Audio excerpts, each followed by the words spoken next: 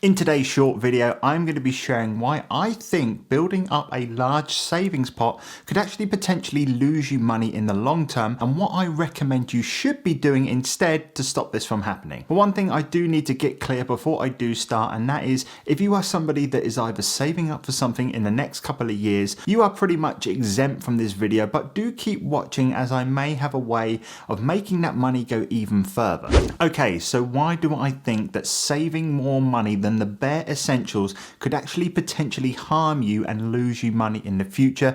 And to be honest with you, there is only one word to describe all of this, and that is inflation. And for those that didn't know, inflation is basically the rate at which the value of a currency is falling and consequently the general level of prices for goods and services is rising. Can you remember back in the day when a Freddo bar was only 10 pence and now it's around 30p for the same bar? Well, this is an example of inflation. On another note, have you ever asked your parents how much they paid for their first house and they said around £20,000-30,000 and you're like, what? That is another example of inflation, plus a little bit of house prices going absolutely bonkers. So that's basically what inflation is. What you're probably thinking now is, how does inflation have an effect on my savings? Because I already have that money. And the answer is very, very simple. And the best way that I'm actually going to explain this is by using an example. And what I'm going to do is I'm going to look at the savings account that I currently have, which is called a Lloyds Bank Easy Savings Account, and the interest that that savings account offers is 0.01%. Yes, you can get a little bit of a better percentage, but this would mean that you wouldn't be able to take your money out at any time. So let's use this one as an example, and let's say that I've put £10,000 worth of savings in it. And let's say we didn't take any money out for 10 years. So £10,000 in day one, and then that money stayed in for 10 years. And what would happen on the 10th year anniversary, that money in that account, assuming that it would be rising at an interest rate of 0.01%, would have risen to £10,100 and 45 pence, earning me just over £100 for holding that money in there for 10 years. So maybe you're looking at this figure and thinking, Christos, I swear you said at the start of the video that saving money in the long term will lose you money. This is of course not true. Looking at this number, I'm apparently £100 up.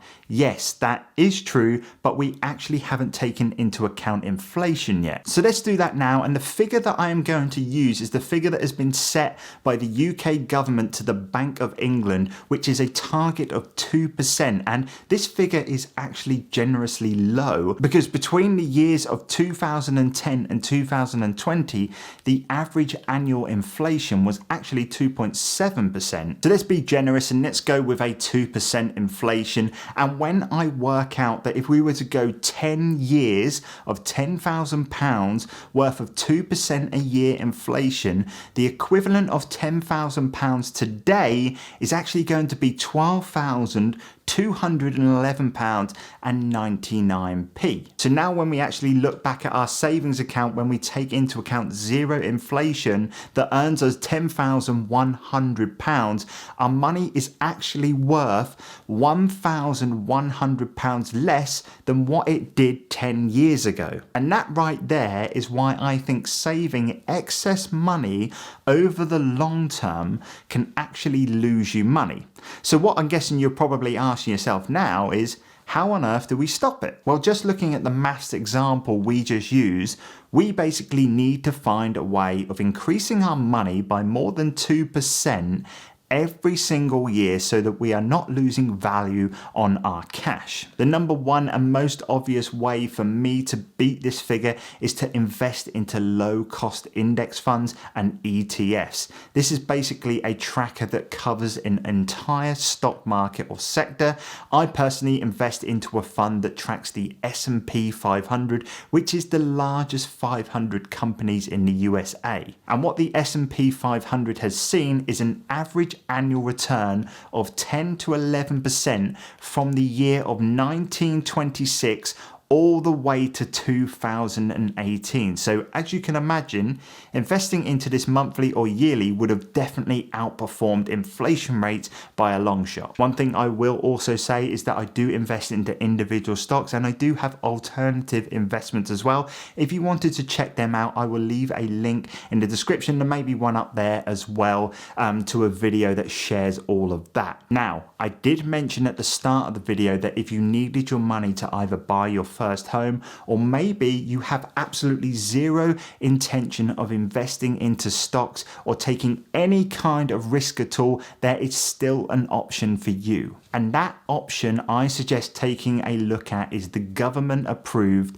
lifetime ISA. This is basically an ISA that is intended for either those that are looking to buy their first home or those that are looking to save for later in life. And what you can do with the lifetime ISA is put up to £4,000 every single year, and what the government will do is contribute up to £1,000 alongside that. This is basically a 25% bonus on your savings, which is a brilliant way of once again beating inflation and saving your money effectively. However, just like all good things, this method does have its drawbacks. Number one is, of course, you can only put in £4,000 a year.